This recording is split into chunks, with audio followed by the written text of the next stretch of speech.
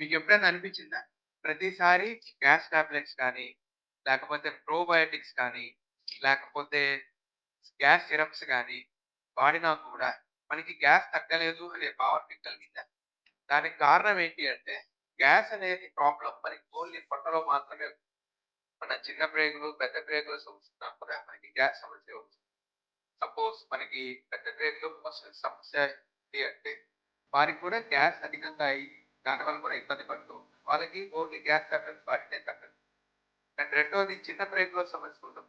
దాన్ని మనం సిబో అంటాం. స్మాల్ ఇంటెస్టైనల్ బ్యాక్టీరియల్ ఉంటుంది. దీంట్లో ఏమవుతుందంటే మొత్తం ఉత్తరంగా ఉండి అధికంగా పైనుంచి గాని, కింద నుంచి గాని గ్యాస్ దాంతో పాటు ఏదైనా ఆహారం అరుగుదల ఇలాంటి సమస్యలు.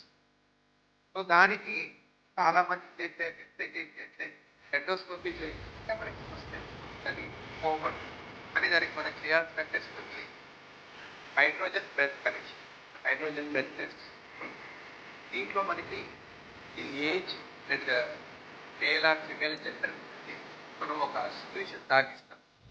ఈ టెస్ట్ కూడా పరగడుపునే చేస్తారు. కాకపోతే ఎండోస్కోపీ లాగా దీనికి ఎటువంటి డిస్కంఫర్ట్ ఉండదు.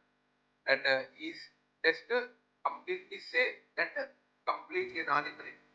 సో మీరు ఎవరైనా గ్యాస్ సమస్యతో బాధపడుతూ ఉంటే ఓన్లీ అది పొట్టకి సంబంధించిన ప్రాబ్లం మాత్రమే